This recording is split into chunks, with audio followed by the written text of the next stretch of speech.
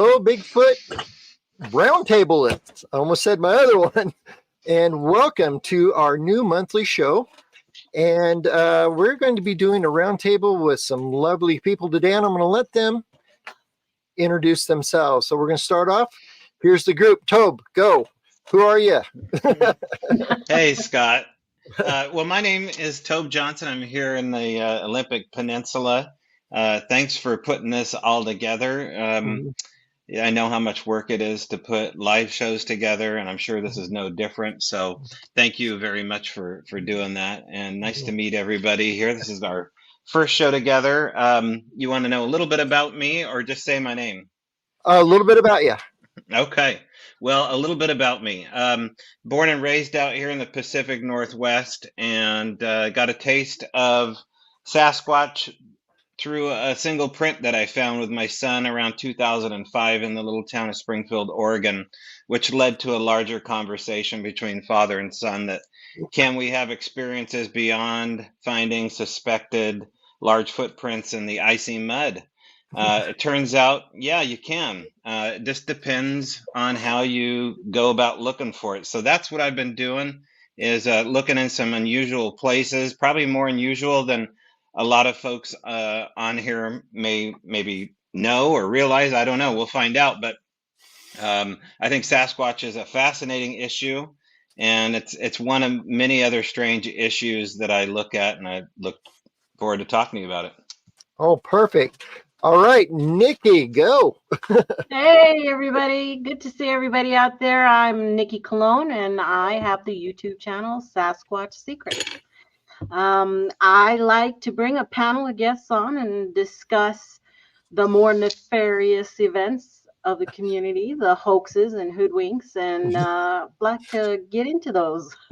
So I have been interested in cryptids and Bigfoot for as long as I can remember. But I really came into the Bigfoot field in about 2011, 2012 while I was overseas, and came back and jumped right in, and I haven't turned back since. Yeah. All right. Mr. Joe Pass, the Squatch Cowboy, go, sir. Well, for those of y'all that don't know me, I think everybody in that chat over there knows me already. Yeah, they do. I'm the Squatch Cowboy. I've been doing this since 2019. I live in East Texas, and haven't seen a Bigfoot yet, but I think I've been really close, and I'm honored to be on this video with y'all. Mm-hmm. Got some great people here. Oh, awesome. Well, did you have a shout out for someone special, I heard? Yes, I did. My granddaughter, Paisley Grace Pass, and her friend Peyton Johnson and her other friend Hayden are all at Sky Ranch on kind of a camp out thing. And I told them I'd shout out to them. So shout out to my granddaughter and her friends. All right. So, and myself, I'm Scott Villette. We run Squatch America, which is the other National Bigfoot Research Group. And we've been doing, well, Squatch America has been around since 2020. But I've been doing the Bigfoot stuff for about 25 years, actually. I was working as an anthropologist and couldn't talk about it, or I'd lose our funding for our college. So as soon as I retired, we jumped into it full time. And I haven't looked back. So that's us.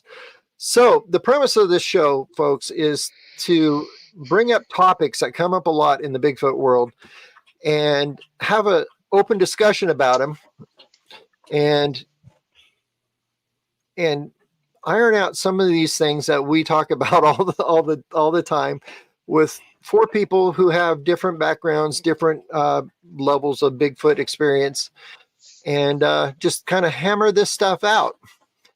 So tonight we are going to kick off our first episode, and we're going to be talking about habitation. Oop, I pressed the wrong button.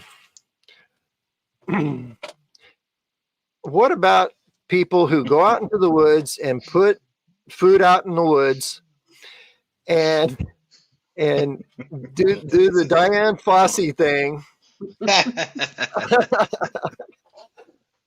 So does that work with Bigfoot? So the big question is, Bigfoot habitation, yes or no? So who wants to kick this off? Ladies first. Ladies first. Oh, There you go, shoot. Nikki. You just got You're gonna make me be the bad guy first? absolutely. Okay, so I have never I've never thought that habituation could work, okay? Only because of them being so elusive.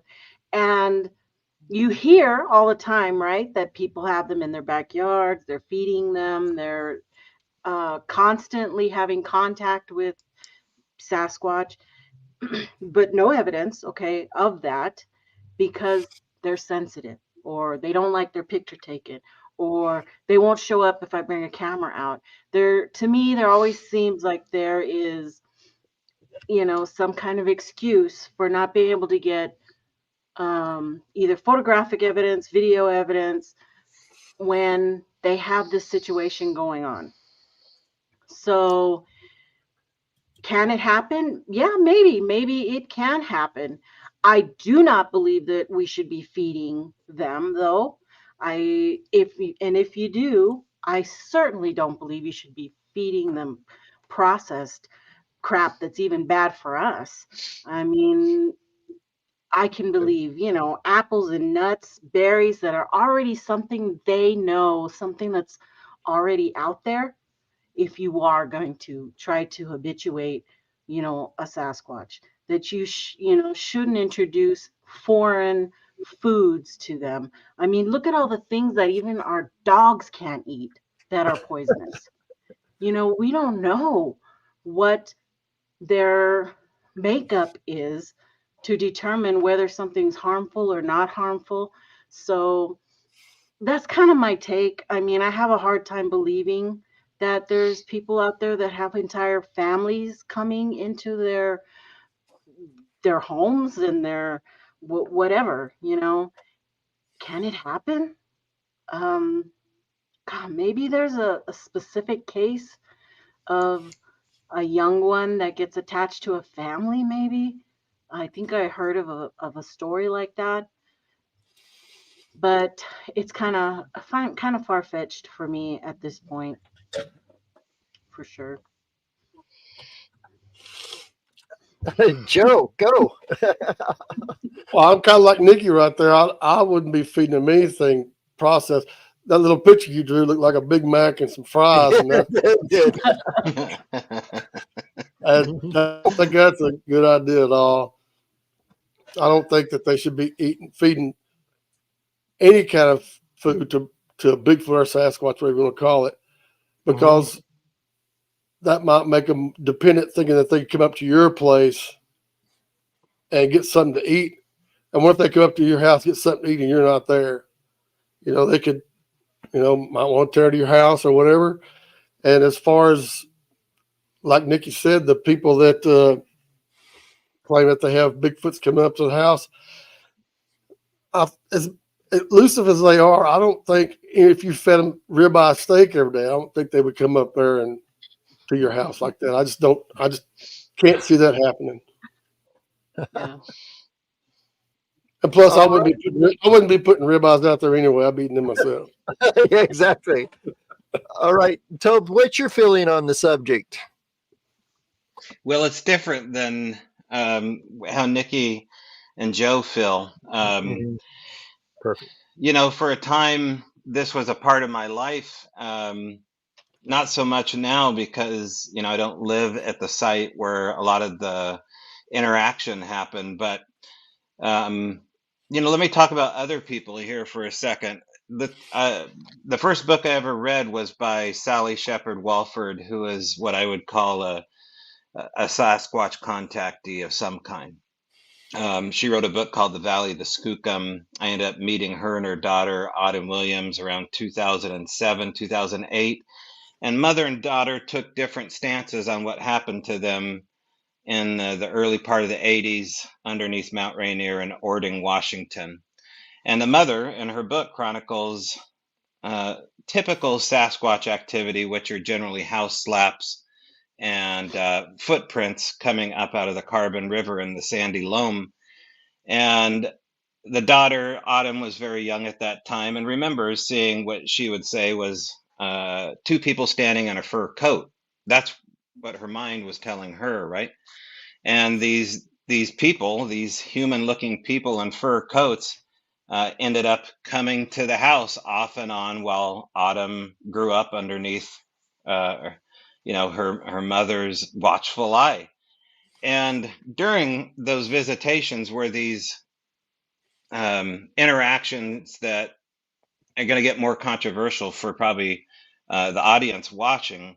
Although I feel like the tide is turning on some of the controversy, how this works. But what I took from their story early on is that Autumn, with the scientific mind, looking at this as being flesh and blood phenomena that is interacting almost like a higher primate, and a mother who's saying, no, there's all these other complicated issues that come with Sasquatch. So to answer your question, yes, habituation or long-term interaction, or what I would call Sasquatch contactees, happens, although it's such a shocking thing to talk about. It's so difficult to talk about seeing one, period. Way more difficult to talk about Bigfoot than UFOs and ghosts. It sounds stupid.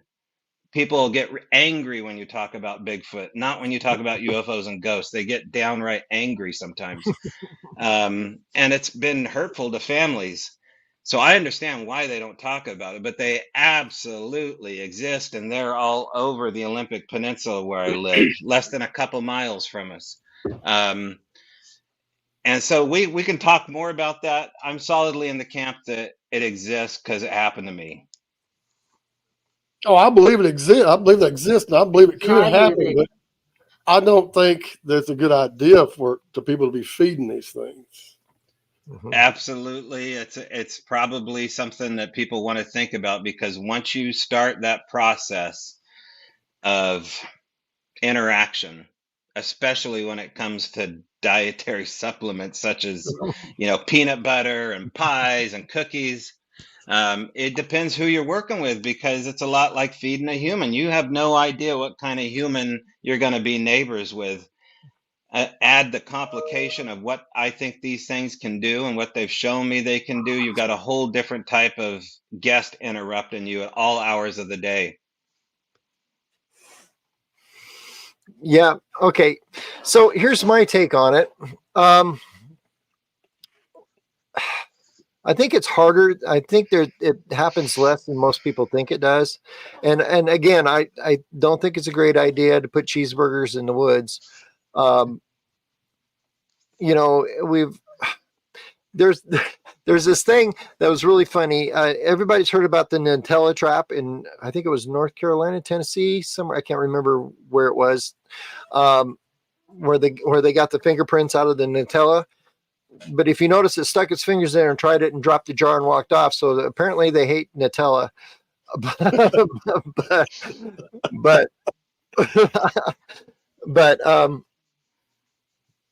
It's kind of a two-edged sword to me. I brought up Diane Fossey because, as an anthropologist, she was a primatologist, and but people don't realize it took her 2 years of following these gorillas around to get them to even let her come near them.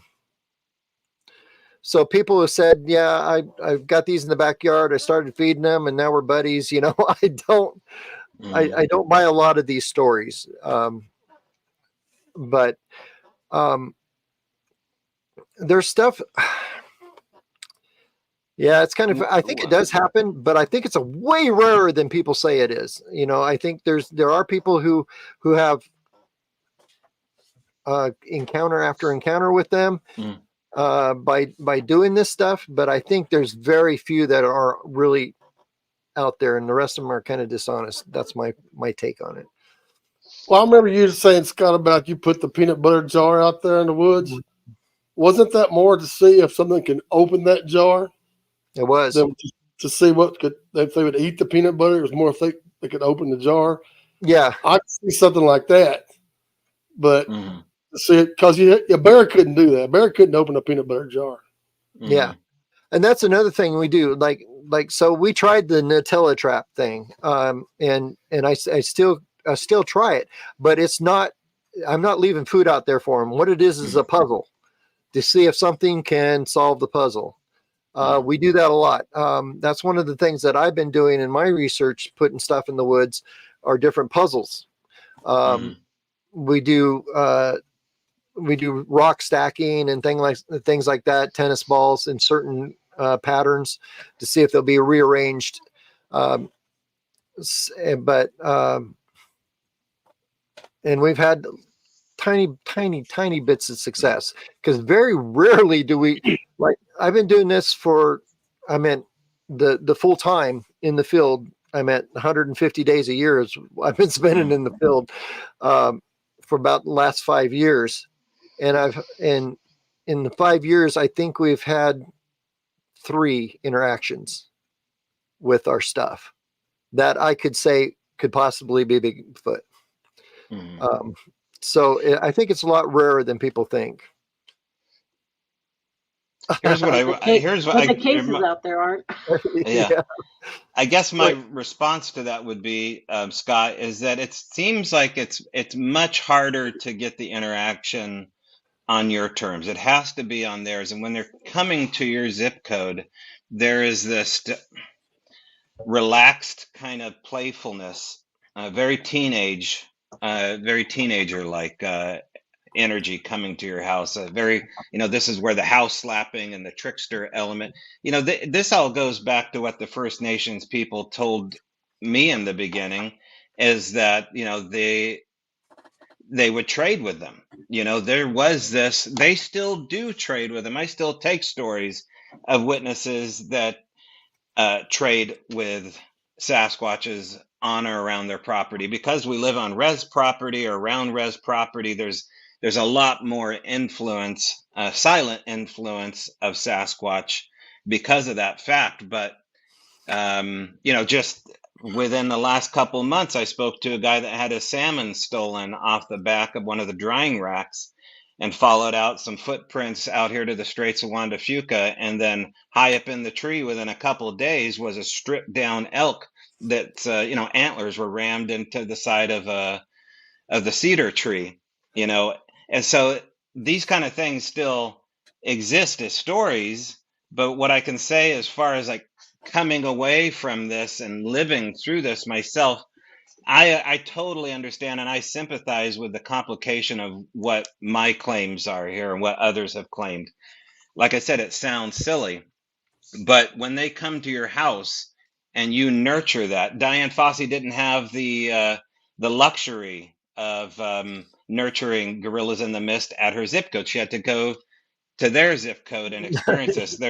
There's a sense of hostility because of that, I think, and an apprehensiveness to eat from the same plate. Well, I have some Vegemite that Mark Dodman sent me from Australia. Since they don't like Nutella, maybe I should try the Vegemite. Maybe that might work. Nobody eats Vegemite. Mark Dodman does. He eats it on toast. It's good with brewies, yeah. So, Nikki, what do you think about? I'm sure you've heard a lot of stories. So, what do you think the percentage of them are real? Real. That are possible? None. I have a hard time with it. I haven't heard a story that doesn't, when it comes to just habituation. Okay, there's a lot of encounter stories I believe in, but habituation is so unique. You're saying that a Bigfoot, a Sasquatch, is going to come to you all the time, whenever they want, and they allow you to see them and they allow you to feed them. And who knows what else you pet them or however you treat them. Right. I don't know, because there's some stories, his hand was soft, or there's some wild ones out there. I just can't, I can't take that. I can't accept it, because not even one, I don't know of one, is there one photo of a person with habituation that seemed credible? Now, okay, now there is a photo of a head. I think the Bigfoot's name was Blue. It was, she would walk and they would kind of follow her. Gosh, now I can't think of her name. Her story seemed kind of interesting to me at one time, and she had that picture of a head, and it looked like a Bigfoot head, a young juvenile head, if I was to picture what it would look like. But I don't know. It just seems with all, there's a lot of them. Okay, a lot of people saying they have habituated, or that they have them exchanging gifts, right? You're putting out the marbles, you're putting out shiny objects, and they're exchanging them for twisted little, objects of the sticks, or even making what look like little dolls, in some cases. Okay, I so can let's. see if that's going to happen. I think it'd be a juvenile. I don't think a full grown will be doing that. A juvenile, yeah. Yeah. That makes sense. That something like that makes sense, that it would be somebody more curious, a younger one. It doesn't know any better. Yeah, that doesn't know any better. But and there are people who have a table full of gifts. You've seen their rocks and what have you. I don't know of any of them saying they saw the Bigfoot come and leave it. They usually walk out there in the morning and bam, there's the new thing. We all know crows do that. Yep. We all know that they have a habit of learning very fast. And if you feed them, they're going to give you exchange of something. So there isn't enough things to, disqualify stuff that happens. I don't, immediately they assume it's real. That's my take, is that, oh, Bigfoot gave me this. And I'm gonna treasure it. Automatically, it's Bigfoot did this.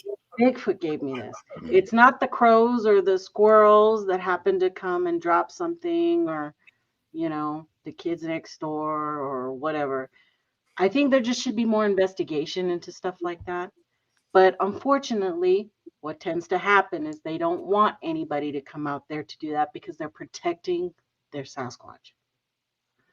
It seems like it kind of goes into a circle.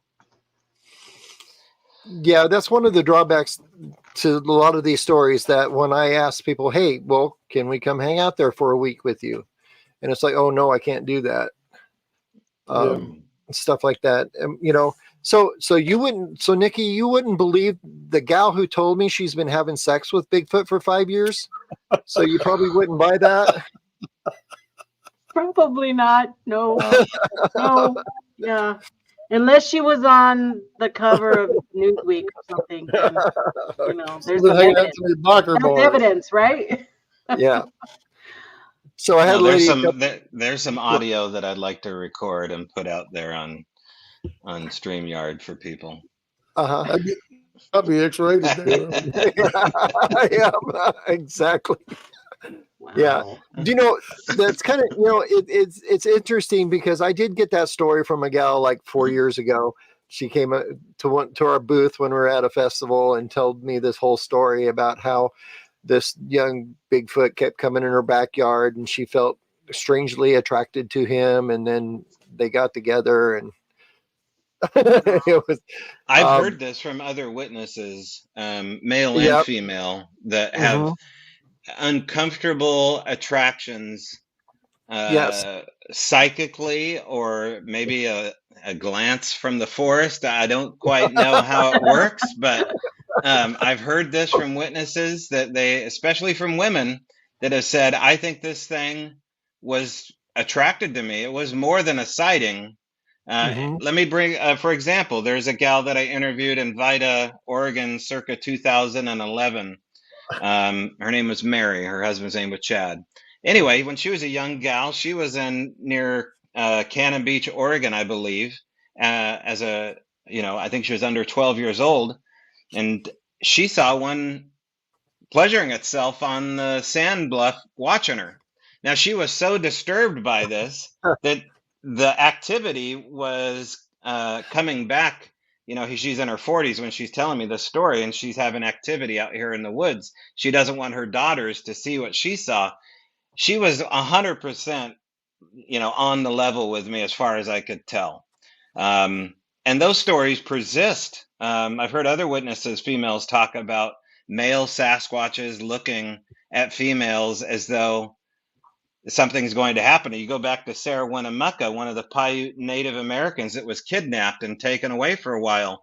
We don't fully know what happened to Sarah Winnemucca, but the natives believed so much that the children were going to be prey from the cannibal pedophile Sasquatches that they had whole oral tradition stories about keeping the kids out of the woods because of said behavior. So, this is a human problem.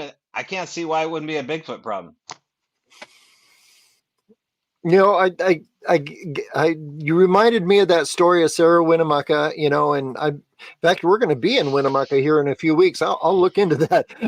But there was actually another Yukon story from the Yukon tribe in Alaska that a young girl was fed up with her tribe, and she walked into the woods and lived with Bigfoot for 15 years before she came back. So wow. There's a long tradition of in the native population, Native Americans, about Bigfoots and humans cohabitating, but so there's a history there. and there's a lot of, and the trade traditions, there's a lot of trade traditions from all the tribes, basically. Yeah. In fact, one of my favorite stories is from the Ojibwas. They have a story that said that when the white man showed up, Bigfoot told the tribe not to trade with them. It wouldn't be good. And the tribe said, we like their blankets and beads, and we want to trade with them. This was with the French fur trappers that first showed up.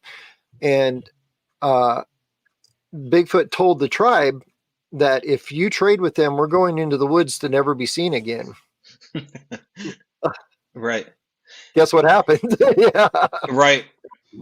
Well, going back to what the First Nations people believe, now I'd love if there's any First Nations people here to comment. I've always heard that when a native has her braids, it's because those braids represent the fact that she's taken or she's available or something to that effect. That's where it originated from.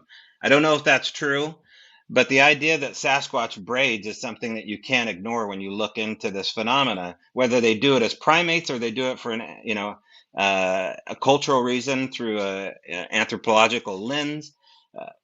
Braiding horse manes is something that I heard really early on, that when they braid a horse's mane, it's because that horse is taken and they're using that horse for more than a friend. Connie, I believe her name is Connie Gwinnett. She's a reported Sasquatch contactee. She said that Chipinga, the Sasquatch, would grab her horse and would take the whole thing, right there in the field. And that she knew it was happening because of the fact that he had previously braided the hair. These are kind of stories that persist. They're wild stories. I get that, but I've seen these braids and loops in remote areas here, especially around Cottage Grove, where we had a fair amount of activity, included braided ropes and such. So I think that they do that. I don't know what it means, but wouldn't it be interesting if it was like an Irish fasting thing that they do when they get married or something like that? Well, I've That's it. had horses almost all my life, and I usually keep my horses' manes short. But when they were long, the wind, you won't believe what the wind or briars or trees or anything could do. It makes it look like the hair's braided, and their tails, Mm, they get braided in the wind and all that like this. I'm not saying that they don't do that. I'm just saying that right. it's a possibility, more likely that the wind or the briars or trees or something like that braided the mane and the tails. And that's what I think about that. That's just my opinion. Mm. Well, Yeah, Joe, don't they get it caught too in the fence post, right? It's called a witch's Right. knot, so it'll Yep. turn into kind of a knot. Yeah. I've seen Yeah. some of those in the Bigfoot Museum in Nebraska, and That's what I was about to ask you, Joe. I said in Hastings, Nebraska has a Bigfoot horse braided museum, horsehair and I, braid museum. Wow. and she took me for a tour in there. Some things she showed me, it was hard for me to keep from laughing. Like, and the flag, you've been there, you've seen the flag. If the flag's flying and the wind's blowing real hard, it's going to rip that flag and it's going to twist that flag up like it's braided. And she swears up and down that a Bigfoot braided that flag. And in my opinion, I don't think that's what happened. So should I cover myself in my opinion? Yeah, That's what. Yeah, that's the way you do that's that. the only opinions we have are our own, right? Right. It's all speculation. I don't know of a video out there of showing a Bigfoot braiding something. So, it's just it could be, it could not be. Little gifts and stuff. It could be, it could not be. I tend to be a little bit on the half empty side, so it's All right, but let me throw a story at you. About 2 years ago, we were in Eugene, Oregon, at a sportsman show that we do, and we do a lot of people come up and talk to us. This little old lady, about 70 years old, walks up to me, and she introduced herself, and I can't remember her first name. Endersby is her last name. Anyway, she lives in Oak Ridge, Oregon, which is up in the mountains, and she lives up in the hills outside of the town. She's an artist, and she said that she would see these two young Bigfoot. She thought they were brothers and sister who would come play in the woods behind her house. And she used to watch them play about once a week or so behind her house. Well, she sat there and she drew pictures and she gave me her art. This is the young male that she awesome. drew. That's amazing. And this is the young female. Oh my You gosh, notice those are awesome. You notice something? She said she used to like to watch them braid her hair. Oh my gosh. Mhm. wow. Yeah, I've even heard people say that Patty has a braid, top was notch just of gonna some say that. kind that is present back there. I can't see it myself. I think it's a really cool idea because it points to something else going on besides a relic hominid, which I think that's just that's a dying theory that I haven't followed up on since about 2010, just based upon not only circumstantial evidence but just given the track record that I've followed. If these things are braiding their hair, we have something way more interesting going on. Just a couple braids, right? Mhm. Yeah, This it is shows this. cultural. It shows a cultural advancement there if they can do stuff like that. Because it's a repetitive thing. Mhm. If they're braiding, they're doing that on a consistent basis, and they were taught how to do that. So Right. it does. That would. hmm Well, I mean, Scott, you said you have a history as an anthropologist. Mhm. So what do you think? I mean, the idea of something adorning itself with decorative, uh, ability, first of all, to do Right. that, and then the cultural significance of doing something like that. What does that point to as an anthropologist? Oh, it points to intelligence. One and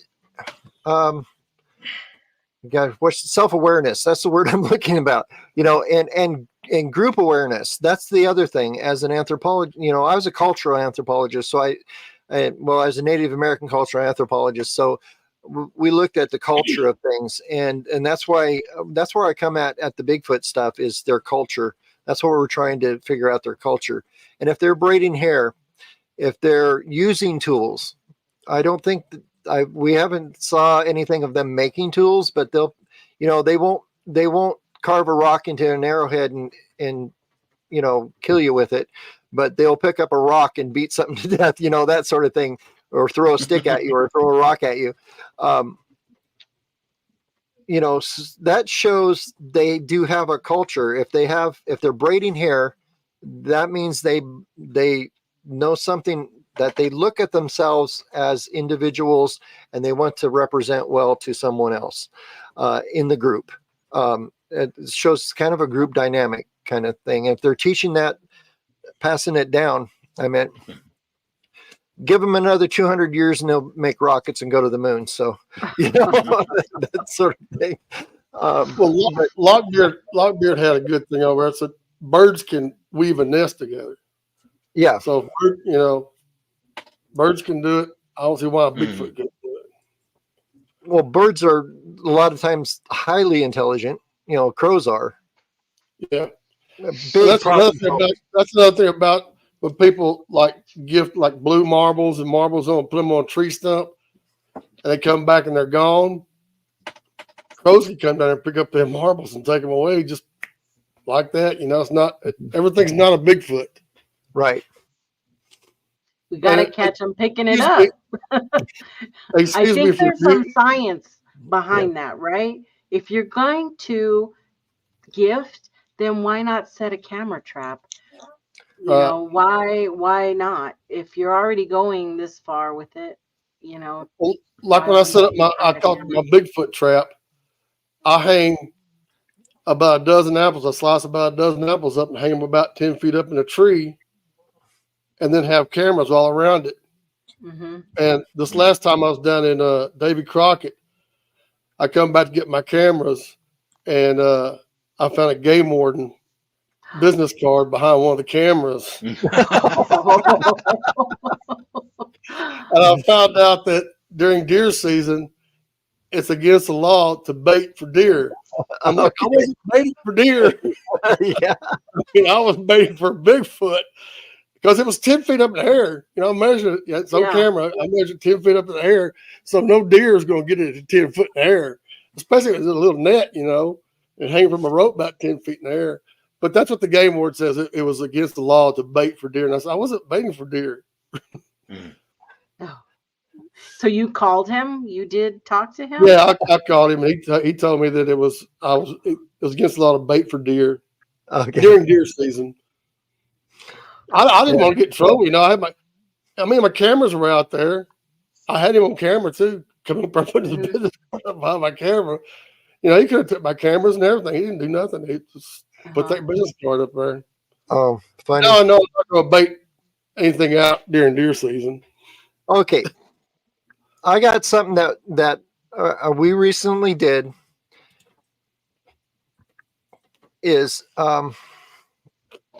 if you look at this picture, I can't point with this unless I put it on a PowerPoint, but all these rocks that are on this tree here were stacked up, and it looks like something knocked them down, that could have been anything, right? Mm-hmm. But look at that one rock that's stabbed down into the log, into the crack, and pushed down in there. Yeah, I've seen this. Oh, I see that. Could it have fallen down in there at all, Scott? That crack, okay. You see if I can find my other photos real quick. This was pretty interesting, I think. Yeah. So I got to open a couple other photos here real quick, but No, that crack where that crack is actually had to be shoved down in there. It was not the rock It is was actually wider than gotcha. It's like a wedge. Yeah, it had to be wedged and pounded down in there. And I'm trying to find the photo before that. Yeah, here we go. So this is, it's loading. Oh, come on. Anyway, this was the next day. Day one, like I said, these were all stacked up really nice and neat like this. So this was the stump. This is the setup we had beforehand. You see that crack where the rock was? Mm. It didn't exist. Oh, I see it up there. It was hardly a crack. Hardly a crack. And then Yeah. that rock that's up at the top of the screen, and that big rock, that's the one that got stabbed down into that. Like that. And then the next day, that the whole thing was ripped off. And if you look in the center down inside the log there, you'll see the rock. Oh, nice. And the other rocks were stacked back up. So aside from a human, was there any possibility that a hunter or a human could have found your gifting site? No, because we were camping probably 200 yards from this place. And we were up all night and we didn't hear anybody down there. I mean, so much of this seems like they're just trying to show you, that they appreciate the efforts that you're trying to do as far as communication. It seems playful. It seems like they're kind of waiting at the edge of the woods to watch you find what they've done and kind of snicker. I mean, this is what I verbalize, I wonder to myself, and this is just seems so typical as far as what we've experienced along the way, is that if you move the needle and play back, the action usually gets more complicated or a little bit bigger or just a little more whimsical, or maybe comes to your campsite and not so much on the periphery anymore. So, I mean, I think that's perfect, Bigfoot type interaction. If it's not a human, that's not a crow, not a kind of crow I want to meet. Yeah, they can drive a rock down into a stump. Yeah.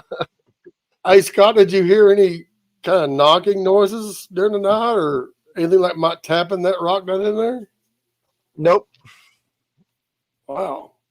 Think he might just banging it with his fist or something? He probably just pushed it down in there with his hands, I'm thinking. Pushed it down in there? Yeah. Did you have an audio set up right there anywhere? Or? We did. And the only thing we caught was a ghost train, but that's a whole different story. Oh. We actually I got don't know if it might be it might not be a different story. I'd like to hear about the ghost train. Okay. So that very night we do put cameras up, but what I do is I tape over the infrared on my cameras so that's not shining, and I also wrap them in a wire mesh so to knock off the EMF, put them in a Faraday cage basically. But then we put a motion sensor light next to them, so when they walk in front of the motion sensor light, which is radar, it's not infrared, right? It'll trip the light, so the light will come on and trigger the camera. So you're basically getting a daytime picture at night. Here's the weird part. Here's where Tobe's going to get all excited. Are you ready for this? Here's what happened. We did see our lights, the motion lights go off. We started doing thermal and stuff. I did hear something walking around down there. The cameras did not trigger. The motion lights did, but the cameras didn't. And I got to look into maybe covering up the IR might have did that. I don't know. But at the exact same time, on the recording, on the audio recorder we got the sound of a train whistle and clickety clack, clickety clack of the train. Very faintly, but we were over 50 miles from the nearest railroad track, over 3 mountains. And so I did some research. I was Go going to ahead. say, I mean, I did some is it research. possible to get a train sound 50 miles away? Would it ever echo that far into your recorder or your parabolic? I don't think so, because I did look it up. And they said usually train whistles have about a 5 mile range before you can't hear them anymore. Okay. And can I answer Joe Parker's question? Okay. When I talked to the game warden, he just kind of laughed and said, "Don't be baiting anything during deer season." Okay. Anything. Okay. Perfect. Good plan. Yeah. I said, "Don't worry about it. I won't." He said the cameras were okay. Said you'd have trail out there, but he said you can't bait anything. So No these gifting. ghost sounds, Scott, that people catch. Ron Moorhead would talk about the Sierra camp having the kitchen destroyed. You know, he's, I don't know, probably 10,000 feet in elevation, secluded area, him and his daughter and a couple other people, you know, all the Sasquatch activity that surrounded Ron's case. But periodically on the recordings and with his own ear, you'd hear the entire kitchen get destroyed. There's other people that have talked about what tantamount to ghost trains and train wrecks, car door slams in the middle of nowhere. That's a big one, by the way. Someone recording or hearing the sound of a car door slam, weed whackers in the middle of nowhere, jackhammers in the middle of nowhere, your own voice, babies crying. All these things go, in my opinion, into Sasquatch activity nearby. It's one of the less weird things I think we can talk about because of the fact that they can mimic so well, right? So, I mean, we're talking on a different level than a mynah bird. I give you that, just given the volume it would take to pull off a choo-choo train. But you're definitely not alone. Logs falling down, giant old growths less than 100 yards away being dragged down the logging road. These are all things that I've heard within the last year from witnesses. So it goes within the priority of recording, because cameras, for whatever reason, we don't have permission to use them. They don't want any part of them. You're not going to get action. Recording, though, audio recording, that seems to be the ticket. Whatever the permission slip is with them and audio recording, I always suggest start there. Mm-hmm. Well, that's good advice. Absolutely. You know, there was, gosh, I'm going down the rabbit hole with Tobe. Oh my gosh, I'm going to be a woo person before we're done. Come with me, Scott. Come with me. Don't go into the light this time. We have cookies on this side. Yeah. No, there's one other thing. We did have that. Now, we were there for like 4 days doing that rock thing, you know, and the rocks we put out was actually from the beach.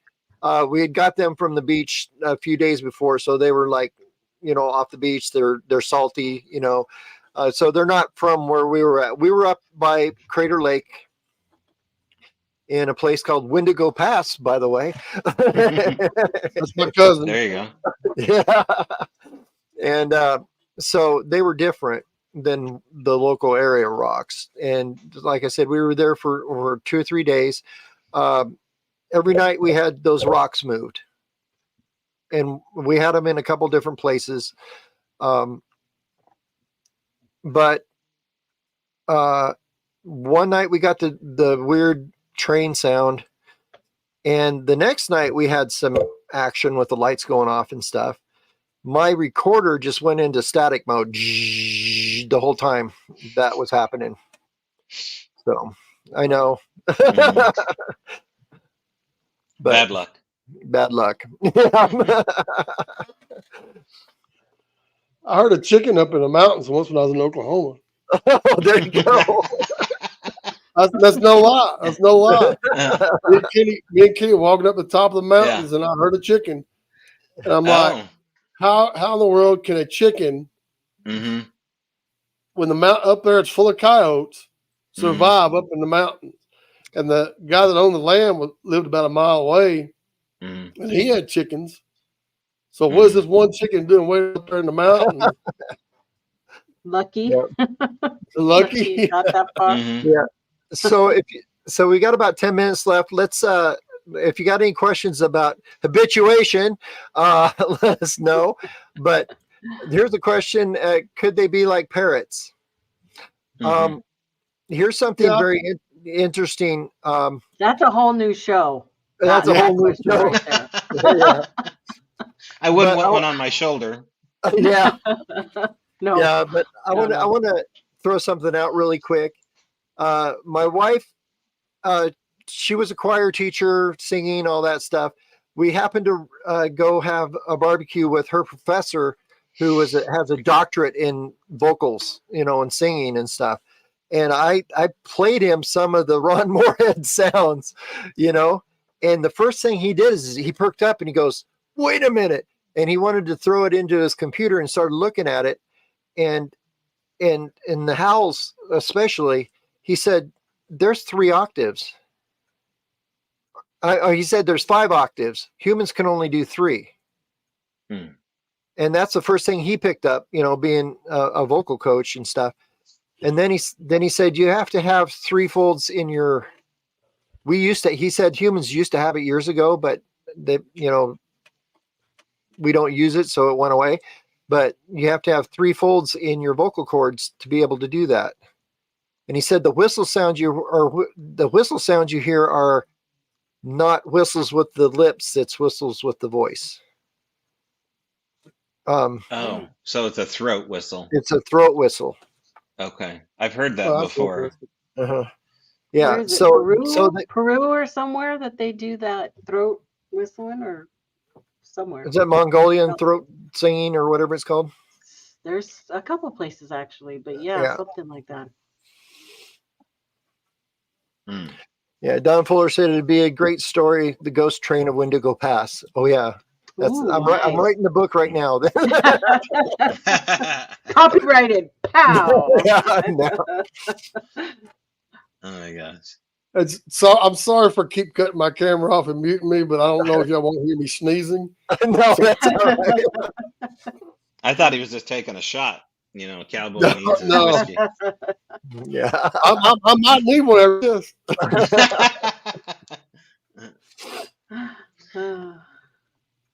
Well, I just appreciate the opportunity to, Uh-huh. talk about this stuff because it's such a fun topic. There's so many ways to go with it. Mhm. I get excited talking about it because I'm reliving certain things that happened along the way. Mhm. And I'm always ready to be surprised by the next big theory about what's going on. This is just a really cool thing if we allow it to be cool, because there's so Mhm. many a-holes in the Yeah. Bigfoot world that you just don't want to hang with them. But this seems like a loose crowd that wants to talk about it. So Cool. I appreciate that. Yep. Yeah. So we got a question. Can a person be habituating without knowing by putting feeders out for critters and stuff? Probably. Well, first would off, make hey, sense. Flat Rock, how you doing, brother? Yeah. I mean, And Flat Rock- that's a norm. Go ahead. Go ahead, Nikki. I was just going to say, we already know that if you put your food out for your animals, that the possum and raccoons will come out of the woodwork, right? Mhm. So why not bigger animals? And where Yeah. Flat Rock is, he could throw a breadcrumb out and he'd have a booger come up there in his yard because he got them all over his place. They'd be up there in the front yard fighting Yeah. for it. Yeah. So you're And saying we have to go to his place, all of us, and the so we- answers are going to come. So we got to get used to these southern names of Bigfoot, by the way, the wood booger. Yeah. Mhm. So, but yeah, well, there's stories of dumpster diving Bigfoot. Mhm. Wasn't there a You film know. in a casino out there in Oklahoma that the security camera caught that Bigfoot Yeah. eating out of the trash can behind the casino? Yep. That's what Lockbeard just said in the chat. And I think that was I think that was at Brown Springs, Oklahoma, down there by the big more old footage that just casino. disappeared too, right? I mean, that's one Yeah, of the one of the conspiracies. So much of this is just wrapped in conspiracies. But Mhm. going back to your point, I mean, a lot of people have a garden outside, and Sasquatch activity reported as far as taking stuff out of people's gardens. Generally, they leave enough for the humans to eat. It seems to be protocol. They don't take it all, or they listen to the warning of a human saying, "Hey, if you're going to come here, don't take it all. I want to eat some too." That doesn't smack of animal activity. That smacks of a culture of some kind, and I've heard that countless times. Mhm. Yeah, Yeah. Jen, it was a grease trap. Jen said it was a grease trap, supposedly, at the casino. Oh, okay. Well, you also hear of people who will create a little garden just for them. Oh, I haven't heard that. Of that. Yeah, I heard a Cool. story. I heard a story the other day about that. Yeah, I probably heard the Bigfoot same garden. story. I love it. Yeah. Well, you hear about it all the time about picking up hogs and walking across the fence. Stepping across the fence with a 500-pound hog. I mean, I've never seen one do that. And of course, I've never even seen a Bigfoot. So how am I going to see one carrying a big old hog? But I mean, I could see him doing that if there wasn't no deer around. But I think they would go get a deer or a wild hog, or like Jay Fritz says, he was sitting there and all these hogs come running by, and right behind all these hogs running, come a Bigfoot walking down behind them, and he was hunting them wild hogs. And there's plenty of those around here. Yeah. Well, there's all kinds of stories. Like my favorite movie, The Legend of Boggy Creek, which I've memorized over the years. There's that one scene. I don't know who would pick up two of my prize hogs and walk off in the woods with them, but I'm going to catch them one of these days, and that's going to be all she wrote. Remember that? Yeah. And they said they gutted one, like this, and took the remains down there by the creek. Yeah. And next day it come down and everything was gone. Mm-hmm. But that could have been coyotes and everything. But that's another one of my favorite Bigfoot movie. Matter of fact, yeah, that's one of the reasons I got into this. Besides the PNG film, but yeah. Well, I seen the PNG film. I thought there's a creature up in Northern California. That's cool. And then a few years later, I seen one about the Bigfoot in Arkansas. I said, what? There's two Bigfoots in the United States? Wow. That's my next door neighbor, Arkansas. All right. So we got about 2 minutes left. Actually, a minute and a half, but we can go over a little bit. I just want to let everybody know where they can find all you people. So, Tobe. Mm-hmm. Yeah. So I'm here in little town of Sequim, Washington. May be putting together some kind of meetup here in the end of September. If you want to find me, you can find me at the end of the month in Longview, Washington at Squatch Fest. Me and the rest of the crew of Flash of Beauty, our documentary, will be on hand. I'll be on hand with my my book, the Owl Moon Lab, and my Wood Watchers, which are my chainsaw art I do. And then we'll, just be pushing our documentary, A Flash of Beauty, Paranormal Bigfoot, and then working on our documentary about Ron Moorhead's story, Voices in the Wilderness, coming out in 2025. Awesome. Wow. Nice. Joe? Who's next? First off, if you've never seen Flash of Beauty, go watch it. My favorite one was the guy at the end that had the cancer that started singing "You Are My Sunshine" to the Bigfoot. I thought that was pretty neat. Yeah. You can find me on YouTube and on Facebook. Yeah. I do have a no BS channel, and these people know that I don't take pictures of burnt tree stumps. I don't take pictures of dark spots in the bushes and get a little red pen and draw a stick of a Bigfoot around there and say, this is a Bigfoot. Yeah. If I see a dark spot in the bush, I'm going to go towards it and, throw something at it. If it moves, I'm going to try to get a little bit closer. or if you don't do that, come back the next day and take a picture Another one. Yes. of where that was at the same Another time. one. If that dark spot's not there, you might be onto something. And go check for footprints around there. Yep. Right. All right, Follow up. Nikki. Hey, But so you can don't find BS. Come to my channel. Of course, Nikki's channel. She don't BS about nothing. um, I try not to. Well, you can find me at Sasquatch Secrets Sundays, 5 p.m. Mountain Time, and on Facebook at the Bigfoot Weekly is where you can Oh. find me at. Cool. So, come And how along, about you, Nikki. Scott?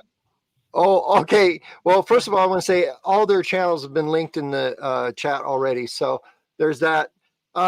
You can find us at Squatch America on YouTube. We go live every Wednesday night. Then we also have every Friday, we have our Footprint Friday videos of us out doing research, because that's something we actually do. we spend more time. We figured out I spent 165 days in the woods last year. Nice. So That's what it's going to take. That is what it's what gonna it's going to take.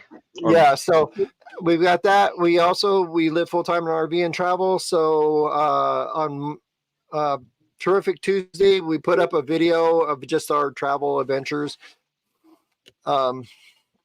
And you will see me at Squatch Fest up in Squim. Or actually, where's it at? Oh my gosh. Fork Sasquatch Days. Where's Hannah? Sasquatch Days. That's what I'm going to talk about. Yeah, I'm going to be up there coming up. And then for the next month or let's see, February and March, you can catch us along I-5 doing the sportsman shows. Eugene, Roseburg, Medford, Anderson, California, and Klamath Falls, Oregon. So That's cool. if you want to come And also, see us live. if I may, Scott, I just dropped a video a couple hours before this show called I saw that. "Watching at Fork Mountain in Arkansas." Okay. So go Cool. check that out. I froze All my right. butt up. I think I'm still thawing out from that experience, but I was cold up there. I know y'all, Tobe and you, Scott, are used to that kind of stuff, but me and Nikki down here, boy, it's 60 degrees. Bring out the long sleeve shirts. Yeah. See, It's Nikki's 60 kinda degrees early, and I have my jacket. I know. Nikki, you're in El Paso, aren't you? Yeah. So Oh my gosh. I'm like, oh my God, it's 50. Right. You're right. My But you know- hometown. Yeah, I was going to but say you my know, hometown is -6 today. Ooh. But there's some guy here in Texas going to be wearing a hoodie, a toboggan, and shorts and Crocs on. Yeah, one of my kids, that's shorts year round. Shorts year Yeah. round. Well, remember what we're looking into goes naked year round. So Yeah, I exactly. expect none less from you guys. I want to know why they don't. We're not finding Scott, I Tobe. think the next Why are one we we need to do finding- an all naked StreamYard here just to get go viral. Yeah. Hey, Tobe, that could be your next movie, The Naked Bigfoot. I like it. All righty. All right. Well, that's cool. Well, thank you guys for joining us. We're going to plan on doing this monthly, so we'll catch us the second weekend or second Wednesday of February. All righty. Yep. So thank you guys so much. And Thanks for everybody in chat. yeah, thanks for everybody everybody showed in chat. All righty. No, El Paso. And we'll Thanks, see. Nikki. Yep. Thanks, guys. Bye bye. Thanks, guys. And we'll see you guys next time.